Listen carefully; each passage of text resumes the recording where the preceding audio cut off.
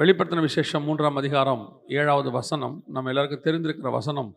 ஒருவரும் திறக்கக்கூடாதபடிக்கு பூட்டுகிறவரும் ஒருவரும் பூட்டக்கூடாதபடிக்கு திறக்கிறவரும் சொல்லுகிறதாவது அப்படின்னு இருக்கிறது. பொதுவாக நாம் இதை ஒரு வாக்குத்தத்த வசனமாக பயன்படுத்துகிறோம். ஆண்டவர் நமக்கு என்ன செய்கிறார்? ஒருவரும் பூட்டக்கூடாதபடிக்கு திறக்கிறவர். ஜனவரி மாதம் 1ஆம் தேதியிலலாம் இந்த வாக்குத்தத்த வசனம் அநேகரால் பயன்படுத்தப்படுகிறது. அதில் நான் மாற்று கருத்து இல்லை. அந்த வசனத்தை நானும் ஆமோதிக்கிறேன், இல்லைன்னுலாம் சொல்லலை. கர்த்தர் நமக்கு திறந்த வாசலை கட்டளையிடுகிறார். எல்லாம் உண்மைதான். இதுவும் நான் உனக்கு திறந்த வாசலை வைத்திருக்கிறேன் அப்படின்லாம் ஆண்டவர் சொல்கிறார். அதே நேரத்தில் இந்த வசனத்தினுடைய இன்னொரு பகுதி தான் அதில் இருக்குது. அதை தான் நாம் இன்றைக்கி பார்க்க போகிறோம். ஒருவரும் பூட்டக்கூடாதபடிக்கு திறக்கிறவரும். அடுத்து என்ன இருக்கிறது? ஒருவரும் திறக்கக்கூடாதபடிக்கு பூட்டுகிறவரும். இதை நம்ம தியானிக்கிறதே இல்லை, இதை பற்றி நம்ம கவலைப்படுறதும் இல்லை, இதை பற்றி நம்ம பேச போகிறதும் இல்லை. ஏன் அப்படின்னு கேட்டால், நமக்கு இந்த க்ளோஸ்ட் அப்படின்னாலே ஒரு நெகட்டிவ், அல்லது ஒரு அடைக்கப்பட்டதுன்னா நமக்கு என்னவா இருக்குது? ஒரு நெகட்டிவான காரியமாக தான் இருக்கிறது. நமக்கு எல்லாமே திறந்துருக்கணும், அப்படி தானே?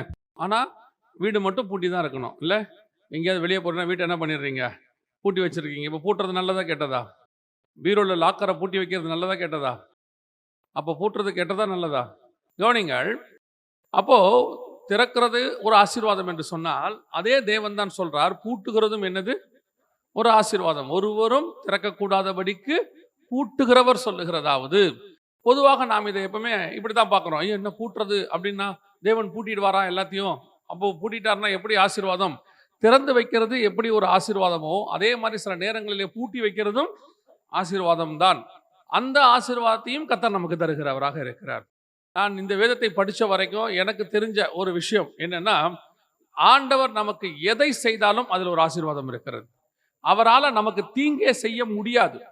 நமக்கு தீங்கு நினைக்காத ஒருத்தர் இருக்கிறார்னா அது நம்முடைய ஆண்டவர் ஒருத்தர் மட்டும்தான். நான் எப்பவும் சொல்வேன், ஆண்டவர் நம்மளை திட்டி சொல்றது கூட ஆசீர்வாதமாக தான் இருக்கும். ஏன்னு சொன்னால், அவர் டிசைன்லேயே அப்படி ஒன்று இல்லை. என்ன இல்லை? அவர் டிசைன்லேயே அப்படி ஒன்று கிடையாது. நமக்குள்ள ஒரு காரியம் இருந்தால்தான் அது வெளியே வரும். இருதயத்தின் நிறைவினால் வாய் பேசும். கர்த்தருக்குள்ள அப்படி ஒரு கான்செப்டே கிடையாது. அப்படி இருக்கிறதுனால அவரால் உங்களுக்கு எனக்கு என்ன செய்ய முடியாது? தீங்கு செய்யவே முடியாது, தீங்கு நினைக்கவே முடியாது. எப்படியாவது நமக்கு நன்மை செய்ய வேண்டும் என்று தான் அவர் நினைப்பார். கடைசி வரைக்கும் அந்த தீங்கு ஒன்று வருதுன்னா, அவர் சொன்ன நன்மையை நம்ம ஃபாலோ பண்ணாததுனால வந்த விளைவு அது. இப்போ ஒரு ஸ்பீட் பிரேக்கர் இருக்கு, அந்த இடத்துல ஒரு போர்டு வச்சிருக்கிறாங்க, ஒரு ஸ்பீட் பிரேக்கர் இருக்குன்னு சொல்றாங்க. நாம் அந்த போர்டை பார்த்து ஸ்லோ பண்ணிட்டோம்னா ஸ்பீட் பிரேக்கர் நமக்கு ஒன்றும் ஆகாது, அழகாக ஏறி இறங்கிடுவோம். அதை கவனிக்காம நம்ம பாட்டு வேகமாக போனால் அந்த ஸ்பீட் பிரேக்கரில் வண்டி என்ன ஆகும்? தூக்கி வேகமாக அடிக்கும். அந்த ஸ்பீட் பிரேக்கர் எதுக்கு போடப்பட்டது? நல்லதுக்காக போடப்பட்டது. அங்கே ஆக்சிடென்ட் ஆகக்கூடாது அப்படின்னு தான் போட்டாங்க. ஆனால் நாம் அதை கவனிக்கல. அந்த ஸ்பீட் பிரேக்கர் இப்போ நமக்கு என்னவா மாறிடுச்சு? யாரா இங்கே ஸ்பீட் பிரேக்கரை போட்டு வச்சது அப்படிதான் நம்ம கேட்போம். யாரா போட்டு வச்சுச்சு? இப்படி போட்டு வச்சு கீழே ஆக்சிடென்ட் ஆகிற மாதிரி பண்ணிட்டாங்களே. இல்லை, அது ஆக்சிடென்ட் ஆகக்கூடாதுன்னு தான் வச்சாங்க. அந்த காஷனை கேட்காதனால அது நமக்கு தீமையாக மாறிடுச்சு. அதே தான் கர்த்தர் எப்பவுமே நமக்கு நன்மையான காரியங்கள் தான் செய்வார். அந்த நன்மையான காரியங்களை நாம் கவனிக்காமல் விட்டுவிட்டால் அது நமக்கு தீமையாக மாறுகிறது. நான் சொல்றது உங்களுக்கு புரியுதா? அதே மாதிரி தான் கர்த்தர் பல நேரங்களிலே நமக்கு வாசல்களை அடைக்கிறார். அவர் அடைக்கிற வாசல் ஏன் அடைக்கிறாருங்கிறது ரொம்ப முக்கியம். அடைச்சி வச்சுட்டாரு. பல நேரத்தில் நீங்க சொல்றீங்கல்ல, என்னன்னே தெரிலங்க, எனக்கு இது நடக்கவே மாட்டேங்குது, என்னன்னே தெரில, கர்த்தர் எல்லாத்தையும் அடைச்சி வச்சிருக்கிறாரு, எந்த பக்கம் போனாலும் க்ளோஸ்டா இருக்குது, என் வாழ்க்கையில ஒரு ஆசீர்வாதமே இல்லை, என்ன பண்றதே தெரில அப்படின்னீங்கன்னா, அந்த அடைத்து வைத்ததுக்கு பின்னால் தேவனுடைய திட்டம் ஒன்று இருக்கும், அல்லது சில காரியங்களை கர்த்தர் எதிர்பார்ப்பார். அதனாலதான் கர்த்தர் அடைப்பார், இல்லைன்னா அடைக்க மாட்டார். வாசிங்க ஆதியாகமத்தின் புஸ்தகம் 7ஆம் அதிகாரம் 16வது வசனத்தை வாசிங்க. அது 7:16 வாசிங்க. தேவன் அவனுக்கு கட்டளையிட்டபடியே ஆணும் பெண்ணுமாக சகலவித மாம்ச ஜந்துக்களும் உள்ளே பிரவேசித்தன. அப்பொழுது கர்த்தர் அவனை உள்ளே விட்டு கதவை அடைத்தார். அப்பொழுது கர்த்தர் அவனை உள்ளே விட்டு கதவை அடைத்தார். இது வேதத்துல நோவாவுக்கு கர்த்தர் செய்தது. உள்ளே விட்டு கதவை அடைத்தார் அப்படின்னு இருக்கு.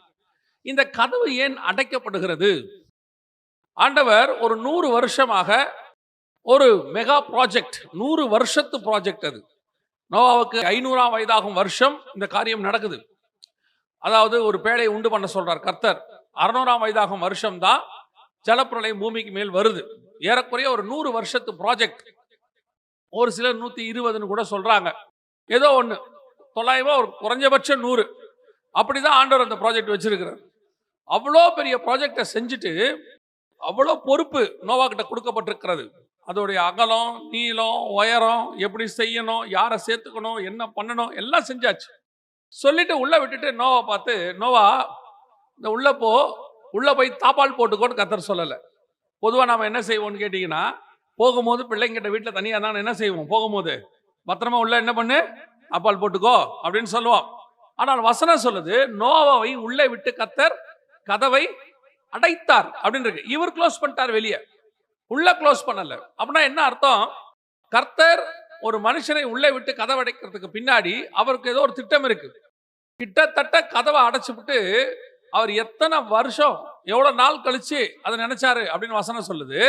நீங்க 7ஆம் அதிகாரம் 11ஆம் வசனம் வாசிங்க பார்ப்போம். நோவாவுக்கு 600 வயதாகும் வருஷம் 600ஆம் வயதாகும் வருஷம் 2ஆம் மாதம் 2ஆம் மாசம் 17ஆம் தேதியாகிய அந்நாளிலே மகா ஆழத்தின் ஊற்று கண்கள் எல்லாம் பிளந்தன, வானத்தின் மதகுகளும் திறவுண்டன. இப்பதான் உள்ள போய் கதவை அடைக்கிறது.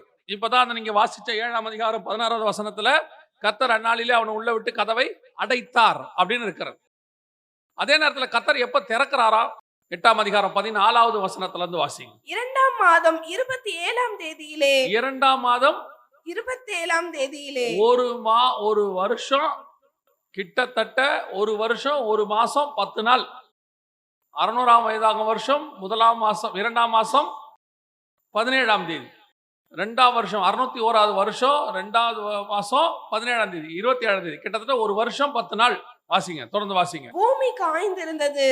அப்பொழுது தேவன் நோவாவை நோக்கி, நீயும் உன்னோட கூட உன் மனைவியும் உன் குமாரரும் உன் குமாரரின் மனைவிகளும் வேலையை விட்டு புறப்படுங்கள். உன்னிடத்தில் இருக்கிற சகலவித மாம்ச ஜந்துக்களாகிய பறவைகளையும் மிருகங்களையும் பூமியின் மேல் ஊறுகிற சகல பிராணிகளையும் உன்னோட வெளியே வரவிடு. இப்பதான் வெளியே வருது எல்லாம். கிட்டத்தட்ட ஒரு வருஷம் உள்ளுக்குள்ளே இருக்கு. உள்ளுக்குள்ள வச்சு கர்த்தர் கதவை அடைச்சுட்டார். அடைச்சிட்டு அதுல வேற மேல நீங்க வாசிச்சீங்கன்னா, கர்த்தர் நோவாவை நினைத்தருளினார்னு ஒரு வார்த்தை இருக்கும். அது கவனிங்க, வசனம் சொல்லுது, நோவாவையும் எல்லாவற்றையும் கர்த்தர் என்ன பண்ணாரா? நினைத்தருளினார். அப்படின்னா என்ன அர்த்தம்? ஒரு வருஷம் மறந்துட்டாருன்னு அர்த்தம். உள்ள விட்டு ஒரு வருஷம் என்ன பண்ணிட்டாரு? மறந்துட்டாரு, கதவை அடைச்சுட்டார். இப்ப யோசிச்சு பாருங்க, நோவாவுடைய வாழ்க்கையை நீங்க பாத்தீங்கன்னா, நோவாவுக்கு உள்ள ஒரு வருஷம் உட்கார்ந்து இருக்கிறார். ஒரு வருஷம் 10 நாள் உட்கார்ந்து இருக்கிறார் உள்ள.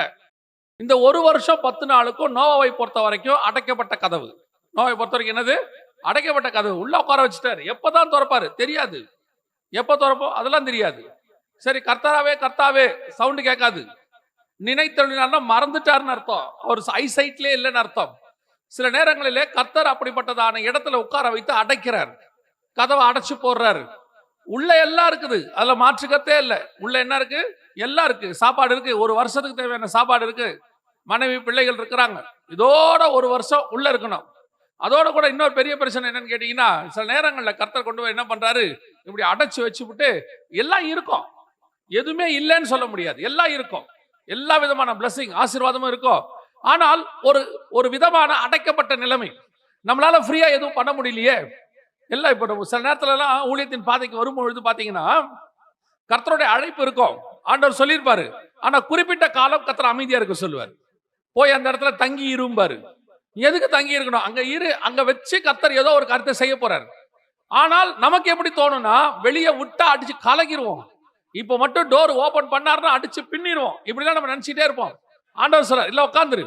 இப்ப அங்க உட்காந்துருக்கல, பொதுவா நம்ம கேட்டா என்ன சொல்லுவோம்? அங்க உட்காந்துருக்கல என்ன பிரச்சனை உனக்கு? இப்போ அதான் சாப்பாடு இருக்குதே, அப்போ மனைவி பிள்ளைகள் இருக்கிறாங்களே, எல்லாம் கரெக்டா தானே போயிட்டு இருக்கு, சுமூகமா தானே இருக்கு. இப்ப உள்ள உட்காரத்துக்கு என்ன இருக்கு? ஆனா நம்ம என்ன சொல்லுவோம்? எல்லாம் இருக்குங்க, ஆனா அடைக்கப்பட்ட மாதிரி இருக்கு. என்னெல்லாம் ஒரு ஃப்ரீயா இருக்க முடியல. ஒரு பேழைக்குள்ள ஒரு வருஷம் ஒரு மனுஷன் எப்படி உட்கார்ந்து இருக்கிறது யோசிச்சு பாருங்க. இப்படித்தான் நம்ம கேட்கிறோம். ஆனால் இதுக்கு பின்னால் கர்த்தர் உனக்காக ஏதோ ஒன்றை செய்து கொண்டிருக்கிறார். ஏதோ ஒன்று செய்யறார். இப்ப கதவை திறந்துகிட்டு வந்தா உனக்கு சந்தோஷம் தான், கதவை திறந்துட்டு வர்றதில்ல. ஆனால் வெளியே தண்ணி இன்னும் வத்தல, வெளியே இன்னும் பிரச்சனை சால்வ் ஆகல. மழை நின்றுச்சு 40 நாள்ல இரவு பகலும், ஆனால் இன்னும் கிளீன் பண்ணி முடிக்கல. உனக்கான காரியம் உருவாகவில்லை. வயிற்றுல பிள்ளை இருக்கு, ஆசைதான். போய் ஸ்கேன்ல பார்க்கும் போதெல்லாம் சொல்லுவாங்க, வயிற்றுல பாருங்க பிள்ளை பாருங்க, இப்படி இருக்கு, கால் இப்படி இருக்கு, தலை இப்படி இருக்கு, அப்படியே முதுகு தண்டு இது எல்லாம் காட்டுவாங்க. மனசுல ஆசை இருக்கும், எப்ப பிள்ளை பிறக்கும்னு. கர்த்தருக்கு தெரியும், அது உருவாகி முடிச்சா உன் கையில வந்தா தான் சரியாகும். நீ ஆசைப்படுறன்னு உடனே கொடுத்துட முடியாது. சில நேரங்களில் கர்த்தர் உன்னை அடைச்சு வச்சிருக்கிறதுக்கு காரணம் என்ன தெரியுமா? வெளியே ஒரு மிகப்பெரிய அழிவு இருக்கிறது. வெளியே ஜலம் பொங்கி பிரவாகித்துக் கொண்டிருக்கிறது. வெளியே எல்லாம் செத்து போய் மிதக்குது. உலகத்துல உள்ள மனுஷ மிருக ஜீவன்கள் எல்லாம் செத்து மிதந்துகிட்டு இருக்கு தண்ணியில. உனக்கு உள்ள ஒண்ணும் தெரியல. இப்ப பார்த்தா உனக்கு அடைக்கப்பட்ட மாதிரி தெரியுது. ஆனா வெளியே இருக்கிற சூழ்நிலையை விட உள்ள இருக்கிற சூழ்நிலை தான் உனக்கு பாதுகாப்பு. சில நேரங்களில் கர்த்தர் உன்னை உள்ள வச்சு அடக்கி வச்சிருப்பதுக்கு உன்னை பாதுகாக்காம கர்த்தர் வச்சிருக்கிறார். பல நேரங்களில் கர்த்தர் அடைக்கப்பட்ட கதவுக்குள் உன்னை உட்கார வைத்திருப்பதுக்கு பின்னால் உனக்கு ஒரு பாதுகாப்பு இருக்கிறது. நமக்கு ஒரு ஆசீர்வாதம் இருக்கிறது. அதுக்கு தான் கர்த்தர் உட்கார வச்சிருக்கிறார் அந்த இடத்துல.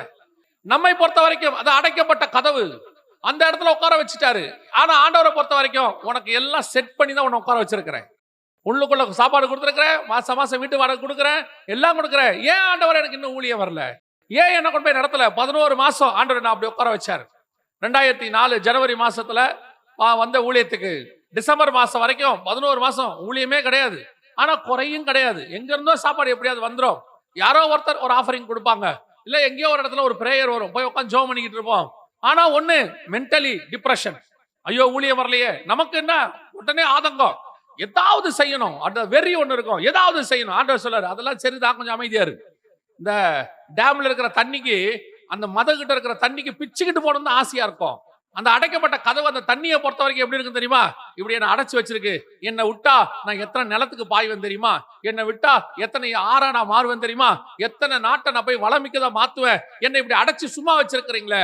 ஆனா டேம் வச்சிருக்கிறவங்களுக்கு தான் தெரியும், இப்போ விட்டா நீ மொத்த பேரையும் அழிச்சிடுவேன், வெள்ளமாக மாறிடு, க்ளோஸ் பண்ணிடுவேன். உன்னை கொஞ்சம் கொஞ்சமா திறந்து விட்டாதான் நீ ஆறா மாறுவேன். கொஞ்சம் கொஞ்சமா உன்னை விட்டாதான் நீ விளைநிலமா மாறதுக்கு நீ யூஸ்ஃபுல்லா இருப்ப. உன்னை எப்ப திறந்து விட வேண்டும் என்று கர்த்தருக்கு தெரியும். அதனாலே கர்த்தர் பல நாட்கள் உன்னை அடைத்து வைத்திருக்கிறார். கர்த்தர் எதிர்பார்க்கிறதான காரியம் உனக்கு இன்னும் வரல. வந்தா கர்த்தர் பறவை மாதிரி உன்னை பறக்க விட்டுற போறாரு. கர்த்தருக்கு என்னங்க கணக்கு? நம்மளை யூஸ் பண்ணும் தானே கர்த்தர் அழைச்சிருக்கிறாரு. நம்மளை கர்த்தர் பயன்படுத்தணும்னு வச்சிருக்கிறாரு. பல நேரங்களில் கர்த்தர் உன்னை உருவாக்குனதுக்கு நோக்கம் என்ன? உன்னை அடைச்சு கூண்டுக்குள்ள வச்சு சாவடிக்கிறதுக்கா? இல்ல, அவர் எதிர்பார்க்கிறதான வளர்ச்சி வந்துட்டா கர்த்தர் உன்னை வெளியே கொண்டு போய் விடுவார். நான் பல நேரங்களில் பார்த்திருக்கிறேன். பைபிள் வந்து யோசிப்பேன். சாமுவேலை விட்டு தாவீதை அபிஷேகம் பண்ணியாச்சு, ராஜாவா அபிஷேகம் பண்ணியாச்சு. ஆனால் ராஜாவாக உடனே மாறல தாவீது. 30 வயசு வரைக்கும் வெயிட் பண்ண வேண்டி இருந்துச்சு. ஏன் தெரியுமா? ஒரு ராஜாவை அபிஷேகம் பண்ணாரு, அவனை உடனே ராஜாவை உட்காந்து உட்கார வச்சுட்டாரு மேல சவுல. ஒரு புகழ் வந்துச்சு, ஒரு அதிகாரம் வந்துச்சு, கரெக்டா தான் போயிட்டு இருந்தான். திடீர்னு அவனுக்கு எங்க இருந்தோ அந்த பதவி ஆசை வந்துருச்சு, அந்த பெருமை வந்துடுச்சு. தனக்கு முன்னாடி இன்னொருத்தனை பெருமையா பேசின உடனே அவனால ஏத்துக்க முடியல. அவன் தப்பான ராஜாவா மாறிட்டான். இப்ப அடுத்த ராஜாவை கொண்டு வராரு. இவனை எப்படி கொண்டு வராரு தெரியுமா? இவனை கழுதற்கே மேய்க்க போனவில்லை, இவன் ஆடு தேடி போனவன். இவனை ஓட விட்டு, வனாந்தரத்துல ஓட விட்டு, எதிரிகள் துரத்த விட்டு எல்லா பாடுக்கு நடுவு நடத்துறாரு. ஆனா ராஜா தான். ஆனா அபிஷேகம் என்னது? ராஜா தான். இப்ப எங்க இருக்காரு? பெலிஸ்தேர் பாளையத்துல பைத்தியத்தை போல வேஷம் மாறி இருந்தான், பைத்தியக்காரனை போல. ஆனா யாரு? ராஜா. கர்த்தருடைய பார்வையில யாரு? ராஜா. வனாந்தரத்துல சவுலுக்கு பயந்து ஓடிக்கொண்டிருக்கிறான். ஆனா கர்த்தருடைய பார்வையில யாரு? ராஜா. அங்க போய் உட்கார்ந்து எந்த நேரத்துல உயிர் போமோன்னு அழுது பாடிட்டு இருக்கிறான். ஆனா இவன் யாரு? ராஜா. ஆண்டவருக்கு தெரியும் உன்னை எப்ப ராஜாவை கொண்டு சிங்காசனத்துல உட்கார வைக்க வேண்டும் என்று.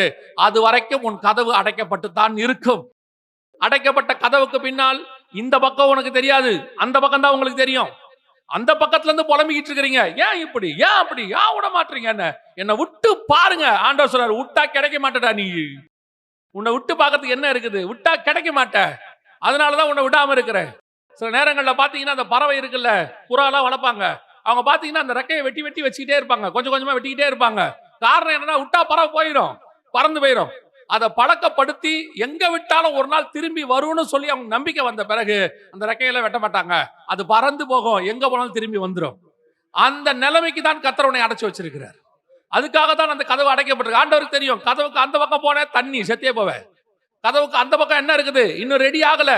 இன்னும் தண்ணி வத்தி அந்த பாடியெல்லாம் டிகே ஆகி அதெல்லாம் புதஞ்சு நோவா கீழே வெளியே வரும்போது பூமி சுத்தமாக இருக்க வேண்டும். நீ பழுகி பெருக்குவதற்கு தேவையான இடமாக அது இருக்கணும். இப்படியே நான் விட்டேன்னா தண்ணியும் அந்த இடத்துல செத்து போன உடல்களும் எல்லாம் மிதக்க மிதக்க மிதக்க வெளியே நாற்றம், வெளியே எவ்வளோ காரியம் இருக்கு, அதெல்லாம் கிளீன் பண்றப்பா. உனக்காக ரெடி பண்ணிட்டு இருக்கிறேன். நான் ரெடி பண்றது புரியாம உள்ள உட்காந்துக்கிட்டு கதவை திறங்க கதவை திறங்க கதவை திறங்கன்னு நான் திறந்தா உனக்கு கஷ்டம். ஒரு நாள் ஆனால் திறப்பேன், கண்டிப்பாக நான் திறப்பேன். ஒரு நாள் வரும், அன்னைக்கு கர்த்தர் எல்லாவற்றையும் உனக்கு கையளிக்கப்படும், உன் கையிலே ஒப்படைக்கப்படும். கர்த்தர் ஏன் கதவை அடைக்கிறார் தெரியுமா? பல நேரங்களிலே கர்த்தர் நம்மிடத்தில் சில காரியங்களுக்காக காத்திருக்கிறார். நம்மளை ரெடி பண்றதுக்காக வெயிட் பண்ணிட்டு இருக்கிறார். நாம ரெடி ஆயிட்டோம், கர்த்தர் கையில கொடுத்துட போறார். அல்லேலூயா.